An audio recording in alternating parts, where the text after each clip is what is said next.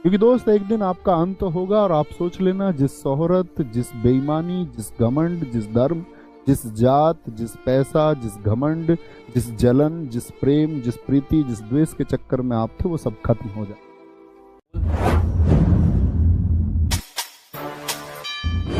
और मैं ऐसे कहता हूँ इसलिए बात के लिए नहीं कहता कि ये कोई महानता है। मैं आपको दिखाना चाहता हूँ कि आपको समझना होगा कि आपके इमोशंस को कौन समझता है, आपके इमोशंस के साथ कौन खिलवाड़ करता है, आपकी भावनाओं का प्रयोग कौन कब कैसे करना चाहता है। यदि आप नहीं समझेंगे, क्योंकि मैंने देखा है बच्चे बड़े भावुक होते हैं, जैसे कि ह्यूमन इंटेंशन भी है, उसके बारे में प्लीज 30 सेकंड सुनो। ह्यूमन इंटेंशन क्या चीज है? जैसे आप आज एक आदमी को देखें, एक ही आदमी है, आपने देखा वह सड़क पर एक रिक्शे वाले के लिए धक्का लगा के उसकी मदद कर रहा है, तो आपके मन में कैसे विचार आएंगे? आप कैसे कमेंट्स लिखेंगे? तब वीडियो के नीचे आप लिखेंगे कि वाह, मतलब पॉजिटिव होगा ज्यादातर। कोई इक्का दुक्का वो महारथी होगा जो बुद्धि के अपर लेवल पे होता है, वो कहेगा कि वीडियो बनवाने के लिए मदद की गई। उस तरह के लोग हमेशा हों। वही सेम आदमी कल आप देखें किसी रिक्शे वाले को पीट रहा है, तब आपके अंदर कैसा भाव आएगा? आदमी वही है जो एक दिन रिक्शे वाले की मदद कर रहा था और अगले दिन एक अन्य रिक्शे वाले को पीट रहा था, आपके अंदर क्या भाव आएगा? तो सीधी सी बात है, एक नेगेटिव भाव आएगा। तो यानी कि दोस्त, हमारे जो इमोशंस है ना, वो सामने क्या है उसको देख करके बदलते हैं, उसी को देख करके परिवर्तित होते हैं, और हम भूल जाते हैं ये जो इंसान है इस काम को कर रहा है, हम उसके बारे में विचार तक नहीं करते कि ये सकारात्मक प्रवृत्ति का है या नकारात्मक प्रवृत्ति का व्यक्ति है। भाई व्यक्ति तो वही था जिसने एक दिन मदद की और एक दिन क्या किया, आपका एक दिन रिक्शे वाले को पीटा भी।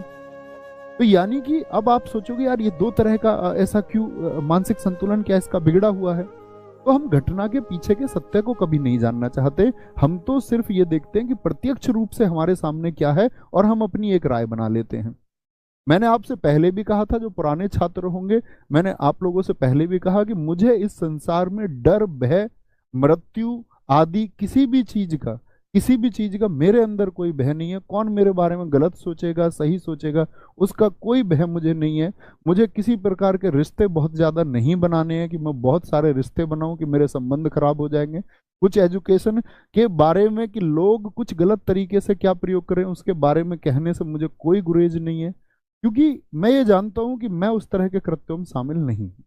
तो मैं स्पष्टता से कह सकता हूं, जैसे लोग कहते हैं भैया हाइप क्रिएट करो, वहां जाओ। अब मैं नाम भी नहीं लूंगा कुछ प्लेटफॉर्म्स के, कह रहे कि वहां वहां जाओ। मेरे पास आज से 1 साल पहले से मेल पड़े हुए हैं स्थानों के। मेरा काम वो नहीं है भाई। देखो मैं जो करता हूँ आपके सामने मैं पढ़ा रहा हूँ, जो बात मुझे करनी है मैं आपसे स्पष्ट तरीके से कर सकता हूँ, क्योंकि मैं ये मानता हूँ कि ये मेरी फैमिली है, भाई बहन है।